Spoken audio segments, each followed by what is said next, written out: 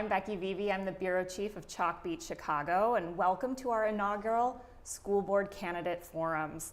These are conversations with the people hoping to represent you running in the Chicago's historic first school board elections. If you're tuning in live on YouTube, please, if you have questions for the candidates, you can leave them in the comments and we will do our best to get to them.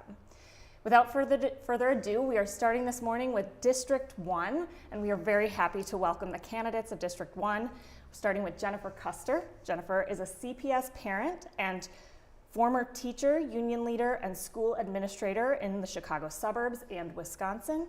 She is currently a stay-at-home mom with her two sons, young sons, one of whom is in pre-K at her neighborhood school. Also joining us is Michelle Pierre, also a CPS parent. She's also the current board member at the Chicago High School for the Arts, which is a CPS contract school. That's where her daughter is a student. She's the former chief of schools at the Learn Charter School Network, a former school district administrator in Cleveland, former principal in Washington, D.C., and a former teacher in New York City. Welcome, Michelle. Welcome, Jennifer. Thank you. Thank you guys both for being here. Thanks for having us. All right, we're going to start with a little icebreaker this morning, and I'll start with Michelle. We're going to ask you both, what was your favorite and least favorite subject in school? So my favorite subject was English. I loved reading books. Tuck Everlasting was one of my favorite books around deciding if you want to live forever or not, was that storyline. And I just always thought it was so interesting how writers can bring you into a story, make you think about things that you never would think about. So English would be my favorite subject.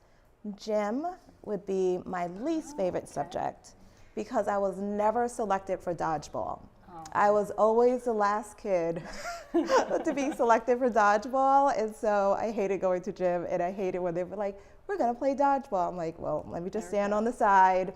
I wasn't as strategic of a player for playing dodgeball. I thought you were gonna say because you had to have it like first period. That was the worst in the gym, oh, yes. Right away at the start of the day. Yeah, no, it was dodgeball. All right. Jennifer, how about you? Favorite and least favorite subject growing up? My favorite was also English. I also love reading very much, still a very avid reader, so that's a passion of mine for sure. I was actually a 7th grade language arts teacher for many years, so kind of took my passion into my career.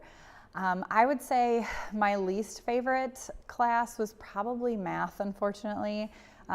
Just always seemed to struggle, and it was funny because growing up, I would bring my homework home, and my brother was a math whiz, so he would sit and help me with my math homework, and he was not quite as strong in language arts, so I would sit and help him with his math homework, or his language arts homework, so we were nice little foils for each other all the time. Sort of like yin and yang. Yeah, very much so. Yeah, I always say that with my husband because he's an engineer. I'm like, you do the math, and I'll do the English. Yep.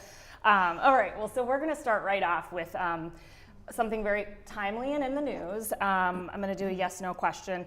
And this first one, we're going to talk about CPS leadership. And I would like to know, if elected to the school board, would you vote to keep the current CPS CEO, Pedro Martinez, in the role of CPS CEO? And in about 30 seconds, could you say why or why not? And I'll start with you, Jennifer. Yes, I would. I think that Pedro has done a great job, and one of the things that I appreciate the most about Pedro is his championing of the school district. It's very easy to talk about the negative that's going on in schools. It's very easy to talk about all of the problems that happen in schools. It's very difficult to champion the success stories that we're seeing, and he does a very good job of that. Okay, how about you, Michelle? Would you keep him in his role? Yes, I have spoken out about this already, about that I want him to stay. I think he has been an effective CEO of the district, of thinking through the different crises that we've had. He's been steadfast, he's been consistent, and I'm also happy that he is not trying to do the high interest loan and that he's being focused on making sure that we are fiscally sound as a district. You touched on one of my next yes or no questions, which if folks hadn't seen the news over the weekend, the entire 7-member school board is stepping aside, and later this morning, Mayor Brandon Johnson is expected to name new school board members at the time of this taping. We don't yet know who those people will be. One of the issues has been Pedro Martinez's performance, but the other has been what Michelle mentioned, which is this high interest loan to help cover operating costs. related to non-teaching pensions and future contracts with both the principals and the teachers union. Yes or no, do you support taking out a high interest loan to cover those operating costs in the short term? Michelle? The answer is no. I have been very clear since I started campaigning for District 1 that I want us to be fiscally sound. We have to make the hard choices. We need leadership to make the hard choices to be able to support our students and the city of Chicago. How about you, Jennifer? Do you support that? I do not. I think that it is also not a good idea. I think it's a short-term solution that creates much longer-term problems. And it's the job of the school board to not just think about the current year or the next year. It's to look 5, 10, and even 20 years ahead in the school district and see that vision forward. And that is not a helpful choice. Okay, so let's, after those yes or no's, unpack both leadership and budget. What qualities would you like to see in a CPS CEO? Because when Pedro Martinez's contract does end, if it ends at its normal time or if it ends sooner, the board is tasked with selecting a CEO. Mm-hmm. What qualities do you believe a CPS CEO should have? And we'll start with Jennifer. Sure. Looking for a CEO, looking for a superintendent, whatever a school district decides to call it, is a process that takes a long time. There's a lot of questions, there's a lot of interviews, there's a lot that goes on in that process, and I think it's really important to look at a person who has some kind of vision moving forward, something that they see the district working towards and has goals and ideas on how we're going to get there. They have strategic plans on what that will look like. They consider all of the different stakeholders that are involved. They look at the budget, they look at the students, they look at the makeup of the district, and they understand kind of how all cogs in that wheel make it move forward, and really have a good vision for what that school looks like. How about you, Michelle? What qualities would you want in a CPS CEO? So there's 4 qualities that I think about for a CEO. 1, are they results driven? Our city deserves to have a high performing school district, and so what was their past performance in getting results, and then what is their vision on helping our district to get results and be the best school district in the country? So that's the first piece, like they have to be results driven. 2 is, what is their knowledge base around budget? We're the 4th largest school district in the country. You have to be able to understand how to manage your CFO. And so what is their previous knowledge, their work, to making sure that we are maximizing our budget? 3, I want them to be community oriented. We have a great district with 50 wards of diversity that we love in Chicago. And so how have they connected previously in their community, and how does communities feel about them? And 4th, how are they going to be able to manage and support the board in the KPIs that we set, the key performance indicators on moving the work forward? And so board management is very important in this role. So of course, in my current position, I work with a lot of districts and boards, and so I have been able to understand, like, what are some of the key things that really gets the superintendent off on the right start, and how did boards select for that? And that's the reason why I have selected those 4 things. Mm-hmm. Quick follow-up for both of you. Do you believe that the CPS CEO or superintendent should be an educator or have a background in education? Michelle? Yeah, so I think it is extremely helpful to have a background in education, because you understand what leadership is going through. When you're provided that data point, you're like, oh, I understand what this is connected to. When you're advocating with state legislators, you could be able to speak to, like, when I did this, this is why we need these supports. I think that is really helpful. However, I do understand with the complexity of our school district, we might take a different route, but I would love for them to have an education background. How about you, Jennifer? I agree with that. I think it is important that they have some kind of education background.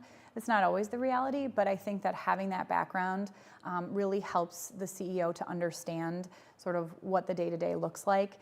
Also very relatable to the teachers and to the people that serve in those schools, because they understand what the job is, what the role is, sometimes the struggle, and all of those things. So it helps to build those relationships even all the way from the top down. So I do think that an education background is important, not entirely necessary, if the board would decide to go a different route, but I think it really does help. It's a big plus for both of you, but not necessarily a requirement.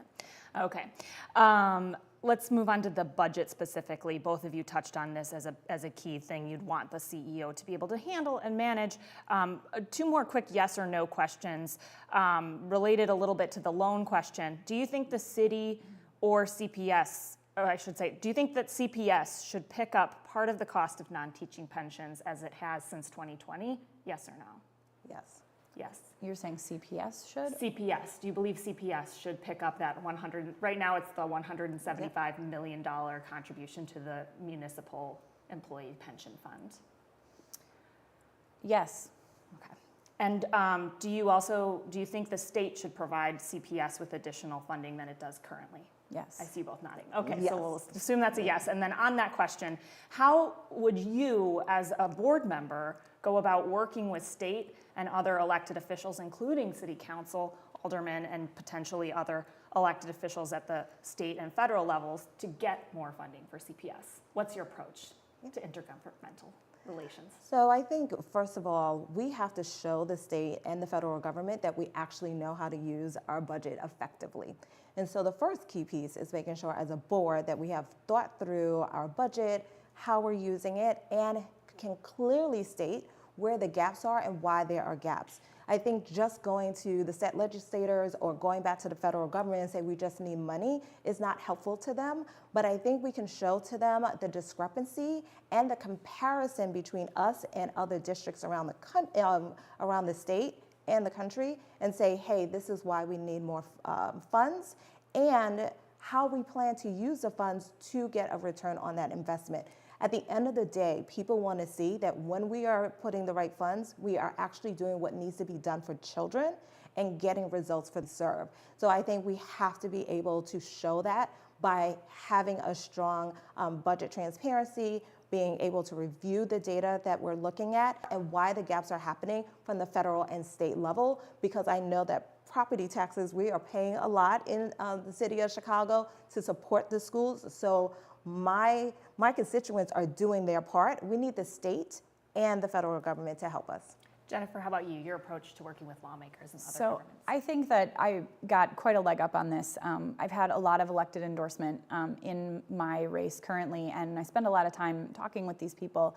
And I think historically, because the board hasn't been elected, some of those roles have fallen on like the aldermen of our area and things like that to work with the schools and build those relationships. So those aldermen, those alderwomen understand what's going on in those schools that fall within their wards. They've already built relationships with those principals and with the community members there. So being able to have those conversations and talk about what the realities are and what schools really need is a great way into doing that. And we have to be able to build those relationships with those people in order to then go and advocate for what we really need. And it goes beyond just the aldermen and into your senators and things like that, because the relationship between Springfield and Chicago does have to be restored. It does have to be rebuilt. It really hasn't been very good for a long time. And if we want to try and bring in different revenue sources from downstate or even within the city of Chicago, we are going to have people that we work with, elected officials that we work with, that we have these quality relationships with to make that happen, because we have to kind of work as a team if we want to rebuild that.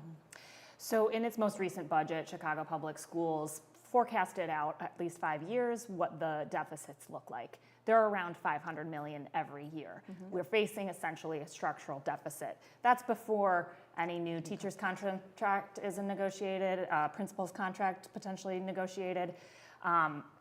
What is your approach, or how do you think about how you would want to see the district balance the budget? What would get your vote if you are on the board to pass a balanced budget? What kinds of measures would you be supportive of in order to close those deficits? And we'll start with Jennifer this time.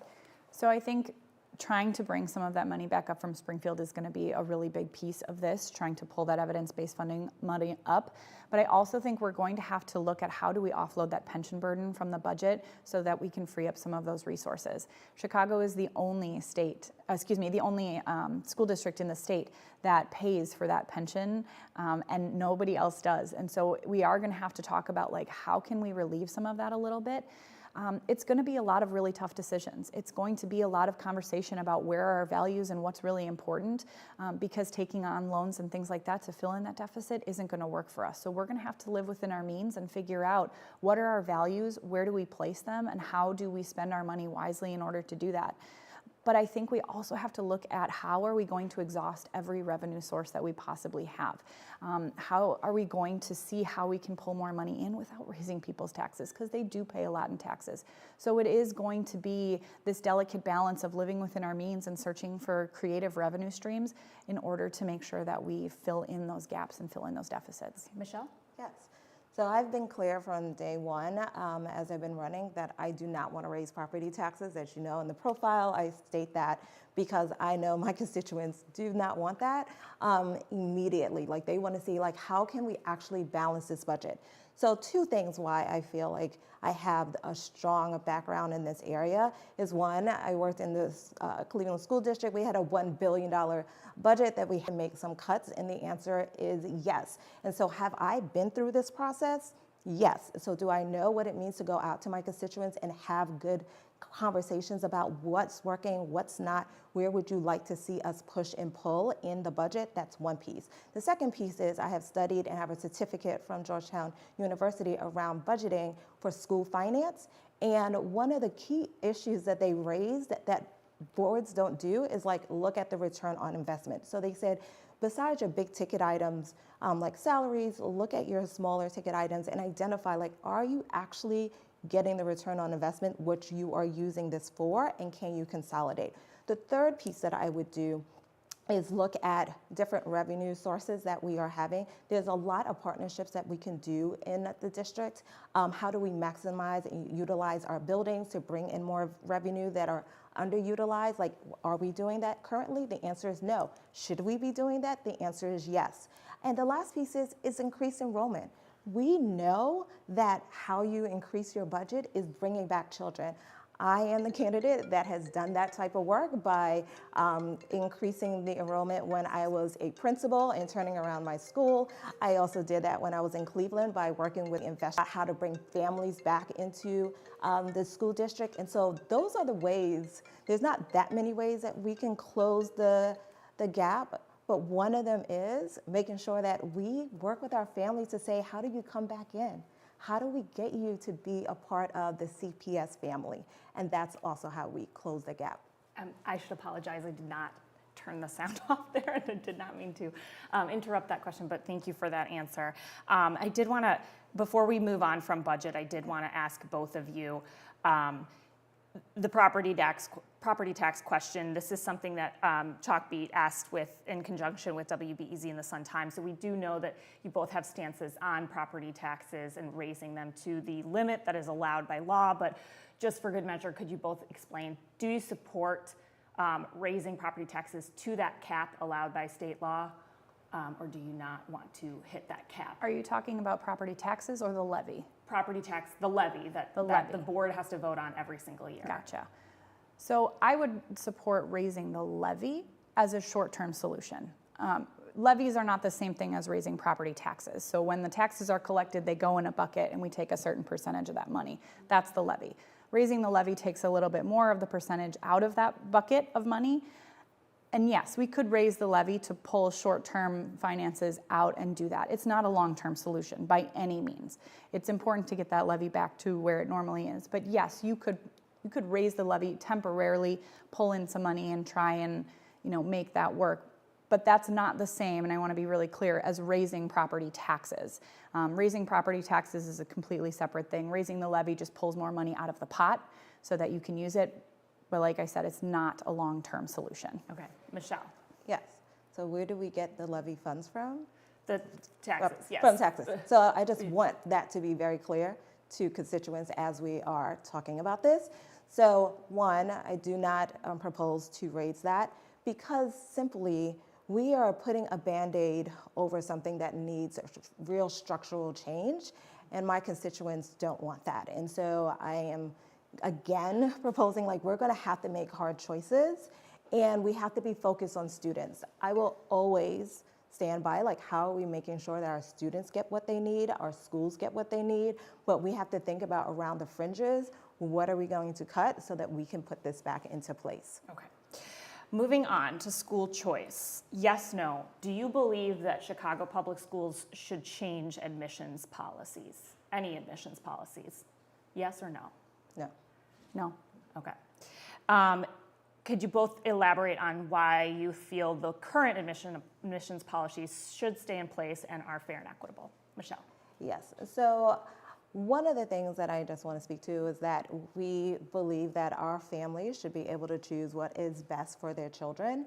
So that's one big piece. And so we don't want to lessen school options. We want to broaden the school options that our families have, whether it's their neighborhood schools or a variety of different types of schools that we can create and bring back families. The second piece is I do want to make sure that our admission process into certain types of schools, that it is equitable. So we might not have to be able to change it, but we might sit here and think through, like, is this meeting the needs of all of our families? How is it doing that? And review those standards. And so that's one of the pieces that I want to always review as we look at data to make sure that we're meeting the needs of our community. Okay, Jennifer? So having, for the first time ever, had to enroll my son in a CPS school, I understand the confusion and how difficult it can be to go through that process. But I do think that parents should pick the school that is best for their children. That's one of the unique things actually about the Chicago public school system, is that you can pick a school that serves the needs of your child best. That might not necessarily be your neighborhood school. And it's something that makes us special and something that really makes us unique. And parents are the people, I think, who know what's best for their students. Obviously, some schools are selective enrollment, some schools are magnet, and so they're a lottery system. But a lot of parents still put their kids' names in there, or the kids take the test to get in these schools because it has a program, it has something that the parents feel like is great for their kids. So I think keeping that choice for parents is really important. They are going to want to get the best education they possibly can for their kids. I also agree with the equity lens. We need to make sure that we are providing the equity for all students to be able to get into these schools, and that they all have the opportunity to do so. That also comes with its own challenges, because some kids may be going far away from home to get to the best school that best serves their needs, and being able to get them there and make sure that they can be successful in that environment is going to be important as well. So Chicago's school choice system has magnet schools and selective schools that these admissions policies govern. Separate of that, another element of choice in the school system is the existence of charter schools, which are publicly funded, privately run schools. We have more than 100 in the CPS system.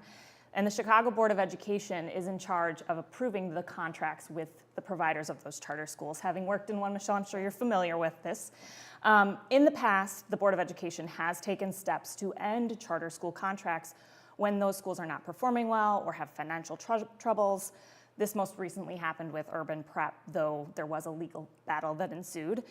Are you in favor of ending charter school agreements in cases where schools are not performing well or have financial troubles, even if that means it leads to a school closure? And we'll start with Michelle. Yes.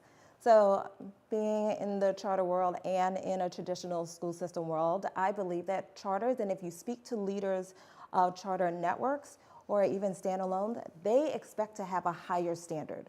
There is that expectation because of the simple fact they don't have the same governance model. So I always try to remind everyone that charter schools are public schools.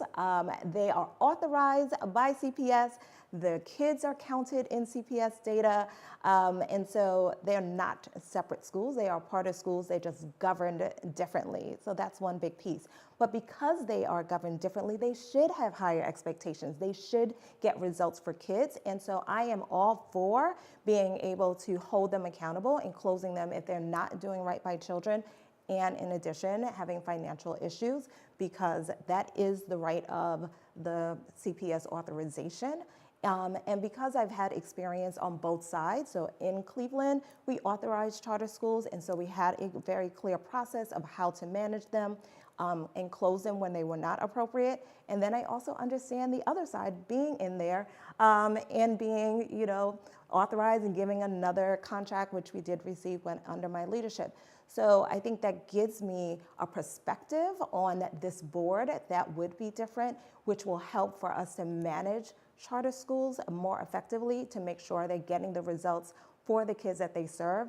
And primarily, most charter schools actually serve their neighborhood students. Mm-hmm. Jennifer, are you in favor of ending charter contracts? This is a complicated question, I feel like, because a lot of our charter schools in the city are located on the south and the west side. And we know that when we close schools in those areas, it hurts kids, any schools. So while I'm not in favor of expanding the charter school network, I I think it would take a lot of conversation and a lot of talk about what is the effect that that would have on students. I do think charter schools should be held to the same standards as the rest of the public schools. I do think if they're struggling, that yes, that's something that definitely needs to be looked at. But when we talk about school closures, we're talking about hurting children and we're talking about affecting families in the community. And I don't think black and white answer to that question. I think we have to look at what community is it in? What kind of impact is it going to have on that community? Is there a way to help rehabilitate that school and help that school come out of whatever situation that it's in? Because if the school closure hurts, absolutely, I don't want to do that. If there are, other options for parents and other places that they can send their kids to continue to get a high quality education, perhaps it's a different conversation. But when you think about the location of a lot of the charter schools, I think we have to be really careful about how that affects the communities that these students live in. All right, I want to move on to some equity questions related to students who have additional needs in our system. And so we do have a lot of English language learners. Anyone who's been, living in Chicago the last two years knows we've seen a number, thousands of families who've arrived from the southern border, and those children have enrolled in our schools. Our enrollment has stabilized and is increasing, partly due to the influx of migrant students. However, many district schools lack bilingual staff. They lack bilingual certified teachers to teach bilingual programming. And I am curious, as a board member, what would you do to ensure that those bilingual resources are making it to schools in a quick manner and as needed as quickly as possible? Because we've seen this now for 2 years, and yet we still have a lot of schools without those supports. So Jennifer, we'll start with you. What could you do as a board member? Yes, so I saw this happen, play out in real time when I was an administrator in Addison. We had a huge influx of newcomers to our school as well.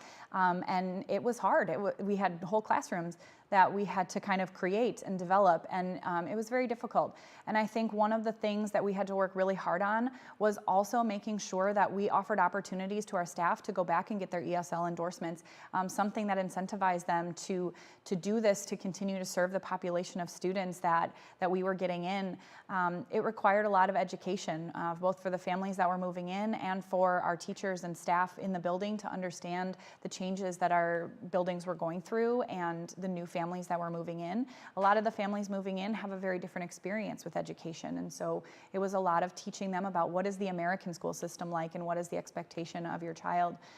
But it's also really important that we try and recruit some of those teachers to our buildings, and that means we're going to have to be a school district that is welcoming, a school district that offers possibly mentorship programs, a school district that offers great professional development, one that's friendly and welcoming. And so it's going to be a big culture change too for our district to say, like, these are the teachers we need, please come in, please join us, and help us, make sure that all of the students get a fair education. Michelle? Yes. So I have been a teacher in a bilingual school. I've been a chief academic officer where I had to provide those supports and making sure that our kids had those pieces. And then here in Chicago, supporting our families. The biggest piece is that we can get people immediately certified. And so that is the piece that we can work with ISB, the Illinois State Board of Education, to be able to say, here's where we can provide some support or leniency so that we can get the best people. We actually have a great community who wants to be able to support us. And so asking for ISB not to lower standards for us, that's not what I want. I always want the highest standards for our kids. But when we find a great person and they want to work in our schools, how can we side by side be able to give them a temporary license to be able to do that work immediately? So like you said, our kids do not get a redo. They need the support today. And so those are the things that I would request to be able to make sure that we had those in our schools. I think being on the board, being able to speak to the board about these pieces, talking about licensors in other states, how they worked around it, that would be great for me to have a conversation with ISB so that they can actually say, okay, this is what we can do to support Chicago and the other districts, because we are a welcoming district. We have great staff already. It literally is a checkpoint to say, oh, they have the license to be able to do both of the programmings in their schools. Okay. Students with disabilities. the Chicago Public Schools has long had difficulty providing students with disabilities with the services that they're owed. The pandemic worsened this. Chalkbeat has done a lot of reporting on services owed. And in recent years, really where this has become a very crisis sort of level issue is getting students with disabilities to school. Transportation has been troubled for the last 4 at least years.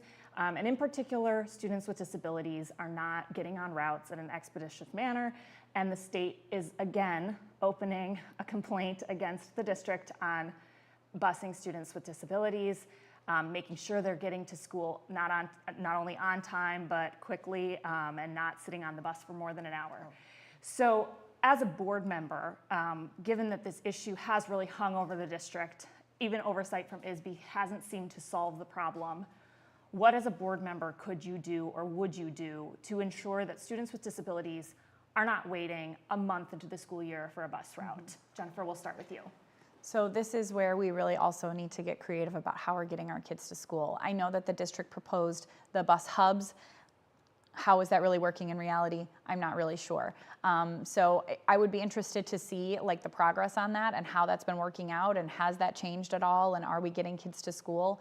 But it feels like, and this is just the perception, but it feels like the transportation issue is always left to the last minute to discuss. It's a conversation we should be having earlier. It's something we should be talking about earlier. How do we get bus drivers to come to our district? How can we incentivize them to come and work for us? How can we, find solutions to some of this issue? There is a national bus driver shortage. We know that. But we have a huge responsibility to get these kids to school, and we have to start problem solving sooner on how we're going to do those things. So what does that look like? I don't know. I don't feel like there's been a lot of information even shared by the board about what they've really done and what this really looks like. And so I'd be really interested to learn a lot more information about what's been done in the past, what's been tried in the past. The answer just kind of always seems to be we don't have bus drivers. But what have they done so far to try and change that? So trying to recruit these people, make sure that we can incentivize them to come here and get these kids on buses to school. Michelle? Yes, so I think the immediacy around finding the support is the key factor. We have heard CEO Martinez talk about the fact that they have been looking for bus drivers for a very long time. They have restructured their salaries to entice them. So we do know that they are taking steps to be able to find the bus drivers. So that then if we are not able to do those pieces, like what are the other options that we have? We could be working with other transportation sources to say, hey, can you pick up our children and add them to our fleet?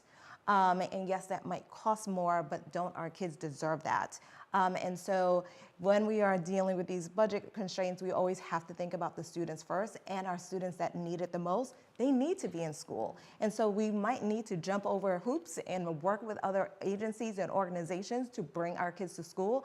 But I think as a board member, that's what I would advocate for, because I know the parent that has an autistic child that needs to be in school and get the supports is like wondering with their hands up, like, what do you want me to do? The parent that has to go to work is wondering, what do you want me to do with my kid? We as a board member have a variety of ways to be able to identify solutions and say, today your child is going to be on transportation to get them to school. It's also legally required for Correct. these students. So it requires prioritization as well, which is very difficult as a board member. You guys have to balance the needs of many different constituents. And I want to also touch on special education as it relates to once they do get to school. This is an area, again, similar to bilingual education, we are lacking. The staffing shortages tend to be the most acute in those special education positions. What can the board do to make those staffing shortages lessen and fill those positions? What exactly would you be in favor of in terms of helping solve the staffing shortages in special education? Michelle. Yes.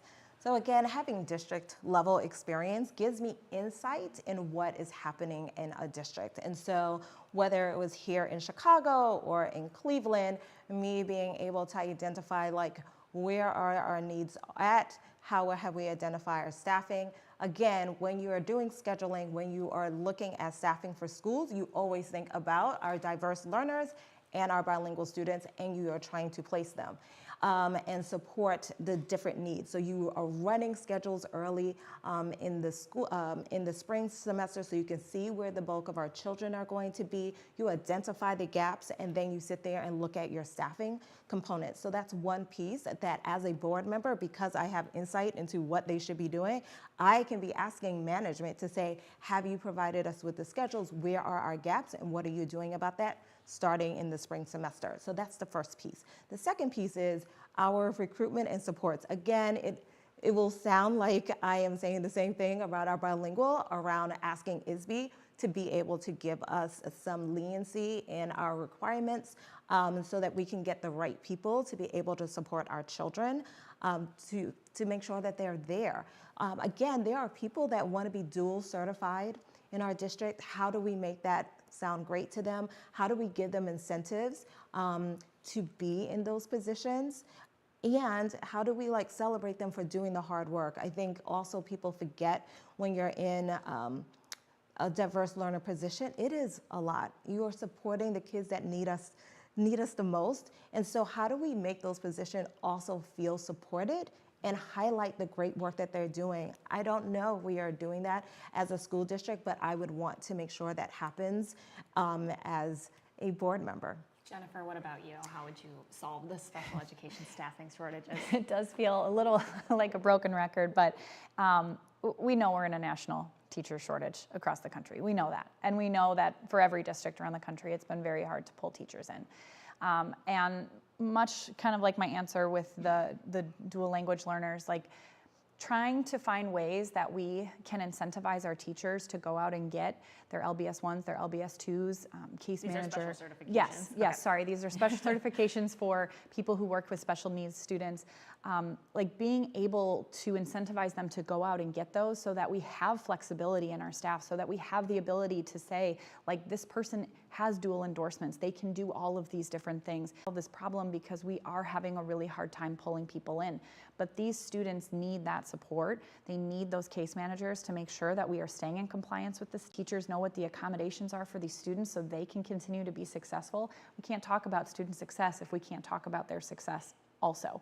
So it's really important that we look at how can we help the staff that we already have maybe continue to support our kids in different ways as we continue to try and make our school district look enticing to other teachers to come and work to. And I do think that means we give support to the teachers. We develop a culture that respects and supports their professionals that work in these buildings, and we can try and be competitive as well, with those teachers too. On both of these issues, you both have mentioned incentives. When you say that, are you talking about primarily financial incentives, whether that be a salary pay bump or a bonus or when you say incentive, could you explain to me kind of what you mean, Michelle? Yes. So I think there are two ways to incentivize. There's not always a financial incentives. You can think about their flexibility in schedules, which people, especially when you have families, you would love. And so I think we need to speak to our teachers and ask them, what would incentivize you to do this? And you will hear a variety of different things that our teachers want. Some of it is I just want more support. I just want better curriculum. We can provide that to them. So it's not always a salary increase or a bonus. I do think that does help if they are working towards getting an additional certification. You do need to take classes, and we don't want to put that burden on them.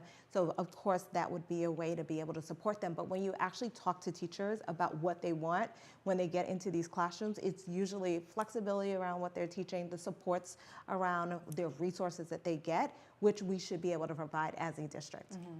Jennifer. Yeah, I don't think that it is always, a financial component either. I mean, no one becomes a teacher for the fame and the money. So I think that a lot of teachers want to feel seen. I think a lot of teachers want to know that they're appreciated. And I think even just showing up for teachers and saying, I see you and you're doing a fantastic job, is something that they really appreciate it. I know I always appreciated it when someone would walk into my classroom and be like, wow, you're doing a fantastic job. This is great. The kids are learning, they're engaged. You're doing so great. I think that there is a lot of support that's needed on the culture side of it. That we show up for these people and we visit their schools, we visit their classrooms, we allow them the flexibility, we do those kinds of things. Because I think when you talk to teachers, and I've talked to a lot of teachers as I've knocked doors, they love their jobs. They do. They'll tell me at the door, I love my job. I do this, I teach here. They love it. But what they want is someone to also kind of pat them on the back. It's thankless. And we need to also change our culture a little bit so that when people talk about, oh, I work at CPS, it's a great school district to work for. Well, there'll be 21 of you now who can maybe do that for them. We're going to move on to facilities and infrastructure. This is something that has become very acute, an acute challenge for the school district, which has the average age of a school building is around 83 or 84 years old. And as I mentioned earlier, the district has seen modest enrollment increases, but the overall number of students has declined and is dramatically lower than it was more than a decade ago.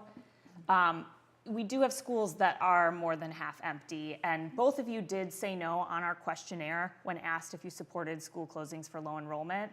You were not in favor of that.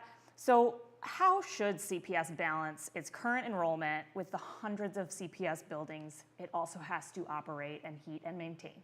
Jennifer, we'll start with you.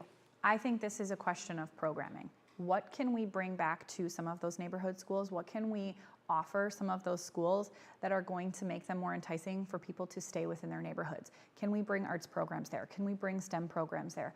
What can we do to offer different programming so that people say, oh wow, did you hear that our neighborhood school just adopted this? And it brings people back to their own neighborhoods, and it makes those neighborhood schools a place where people want to go. They're leaving their neighborhoods for potentially some other reason. And a lot of other schools have a lot of other options. And so how do we bring those programs and bring those things back to those areas so that kids want to stay and families want to stay and they want to continue to grow and invest in their own communities? Okay, Michelle, how about you? Yes.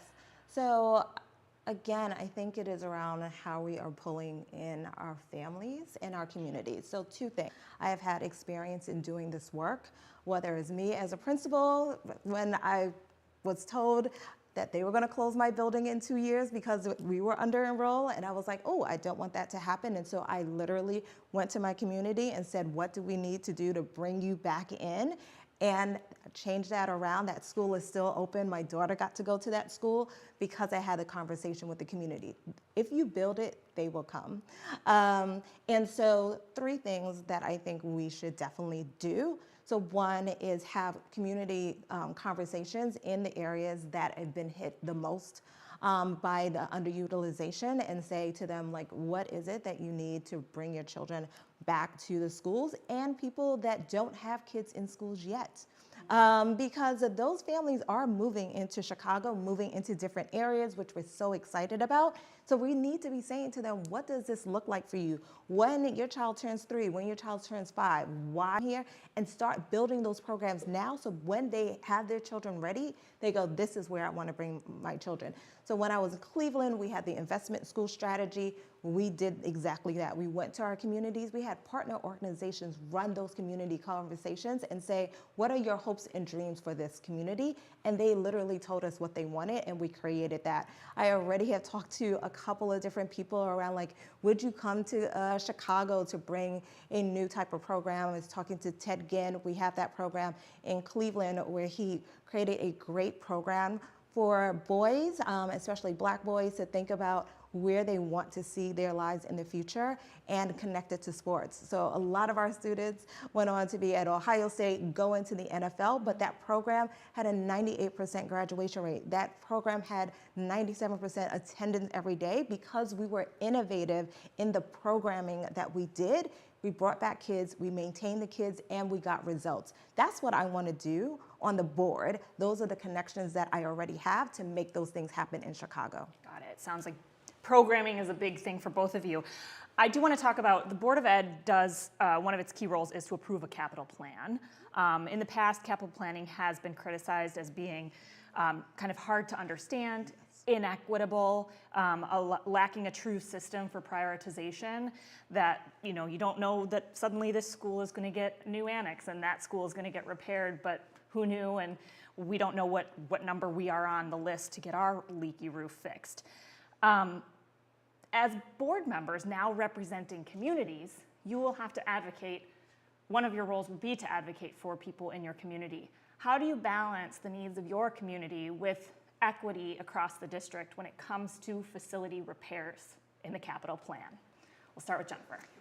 So I think it's important to remember that just because we are elected in our district doesn't mean we only represent our area. We serve the school board and the entirety of the city, but obviously we do advocate for our own communities. But I think when we're looking at the capital improvements, which is a huge part of what I think needs to be done on the board, we need to audit some of our buildings and look at where the greatest need is for some of these repairs, and we need to start there.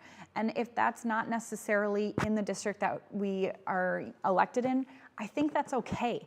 We have to remember that we serve the entirety of the city, and that when there's a greater need somewhere else, it's also our job to make sure that those students and those teachers are successful in those buildings. And if that's where the money needs to go, and if that's where the projects need to start, I think that's okay. And we kind of chip away and we work at the greatest need first, and we kind of make our way, because it does need to be addressed. It does need to be worked on, and we need to make sure that these buildings are safe learning environments for all of our students to be in every day. All right, Michelle. Yes. So I have worked on the west and south side of Chicago, so I understand what is happening in those communities. And so that provides me the opportunity as a board member to, one, represent my district, because I live there, I get to walk past schools every single day, but also have a very different framing around what is going on in a variety of our neighborhoods across the city of Chicago. And so, one, we cannot only think about our district, but we should be able to advocate for our district, and that's what I plan to do as a board member. Two, I think, looking at how we are sharing the information to our community is very important. So again, having the previous experience of doing a modernization plan, supporting that along with the COO in Cleveland, I was able to see, like, what did communities truly want? Did communities barter and say, hey, if you do this for them right now, can we at least get this right now? Those were the conversations we had. And so communities didn't feel like, oh, blank only got this and we didn't, because we actually had conversations and said, well, we can get this project started 1 year later if we do these two things, you will get this. We went out to our communities, had those conversations, we did polling, focus groups, and people said yes. We can make those things happen. And so because I've had that experience and going through a modernization plan, because I have worked in the city of Chicago on the south and west side, I can really be able to sit on the board, have those conversations, and say back to my constituents, here's what we're getting. This is how I advocated for you, but here's how we are thinking about Chicago as one city. Mm-hmm. One of the reasons that school construction money is inequitable is that one of the sources is tax increment financing money. This is funds that are kept within a community to help spur and reverse blight. In Chicago, there's hundreds of TIFs, and the TIF accounts often get used for school repairs, and schools in areas with more TIF money, mostly on the north side, end up having more ability to then fix up their schools and parks. Do you, yes or no, support the use of TIF dollars for schools, for school repairs? Yes. Michelle, yes? Yes. And then given that, I'm curious if you could explain then how you would work with aldermen and people who control, aldermen and the mayor, the people who control those TIF counts, to ensure that that money is going to the schools with the greatest need. Yeah. Go ahead. Perfect. So I think, again, when you actually have the data and people are thinking about students first, that's what I've always advocated for, and just having the conversation and saying, hey, this is what we're doing. Again, I'm an independent voice. I am not beholden to anyone, but I know how to sit and have conversations with people and say, how can we work across the aisle to be able to do this? I think the example that I just showed around had to do this in Cleveland. I had to talk to our councilmen, had to talk to state legislators because they still have constituents there. To be able to do this, I think, again, it's providing the information. Having the conversation, if we do this, then this will happen. People usually go along with it. But again, I'm an independent voice coming into this race to say, I'm going to fight for our children, and I'm going to be able to make this happen. And I've done it before. And so I know what the conversations need to be had. I do know how to look at the budget to be able to identify where this is going. And I can also say, where are the cost savings? How are we using this with other types of information from the federal government that actually can provide us funding? Because if we are going to actually be greener, and some of the infrastructure bills, if you look at that, we can actually use some of that money to actually support redoing our schools. And so those are the things that I want to do and be able to have conversations about. Okay, Jennifer, how about you? This is where I think your relationships with your aldermen are really and relationships that I've already pre-established. Like I said, they have typically been the people that have been working with the schools, working with the school principals, the school communities to see what they really need. They have a long established history with those organizations already, and being able to talk to them and being able to say, like, we have this TIF money, we want to do some improvements in the school. Where do you see the most need? They have that historical context to say, these are the places that we've noticed that we've had these things, but also get your butts in the building. Go see for yourself what's really going on in those schools and take a look at it for yourself. Work with your alderman, have that relationship. And I think that's something that I've already pre-established with a lot of the elected officials in our district, that I can call them up and say, hey, let's have a conversation about how this money is spent and what is your recommendation as well, and how can we make this work for the best for our students here in our district. Okay. As we come up toward the end of our conversation, this is a district with just 2 candidates. I had planned to ask everyone to tell me if you weren't running for school board, who would you vote for? But since there's only one other option, I think with both of you, what we'll do is, if you could, Jennifer, we'll start with you. Let's say Michelle wins this seat. This is your opportunity to make an ask of her. What would you like her to prioritize if she becomes the winning District 1 candidate? And you'll have a chance to do the same, Michelle. We actually have the mutual understanding that, like, the academic achievement of our students is kind of number one. And so my ask would be the same ask that I would ask myself is how are we going to prioritize the academic health of our students? How are we going to make sure that our kids are still growing? What are we going to do to ensure that all of our students receive the best education possible? And so I do actually think that we have that in common, so it's an easy ask to make. Okay. And Michelle, your turn. You need to ask Jennifer if she's the winner. Again, Jennifer, I would just ask that we make sure that our parents really do have the choice that they want to have in our district, and how do we maximize and grow great schools so that parents have even more choice in our school district. And so that's what I would ask you to be able to do. And then for our final wrap-up question, I would like both of you to dig into the archives of your own brains and tell us your favorite memory of your own school experience and how you think that shaped you today. If you have a favorite memory, we will start with Michelle, because I believe Jennifer got to go first last time. So my favorite memory was when I was in 6th grade. My favorite teacher is Miss D'Amato. And she was a brand new teacher.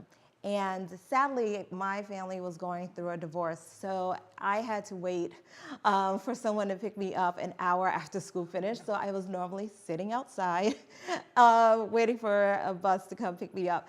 And Ms. D'Amato said, hey, why are you out here? And I told her the reason. And so she brought me into the classroom and said, hey, you can wash the board, you can test, which kind of gave me the insight of what being a teacher is. Not the deepness of it, I wanted to say that, but she showed me what kindness and compassion is. And she helped me to understand, so when I became a teacher, that you don't know what is happening in the lives of our kids every single day. I was going through such a rough time, and so for that teacher to just give me that space to sit there and check papers or to wash the board. Yes, I went to school when we still had chalkboards. I just want to note that. I'm not that old, but it's true. And we truly, like, that passion stayed with me as a teacher. Asking kids like, hey, I didn't see you yesterday, tell me more. Because our kids, especially in the city of Chicago, goes through a lot. And so it is so important that we really reach out to our children, create a safe space for them, and let them be able to tell us what they want to do and what they need so that we can provide that.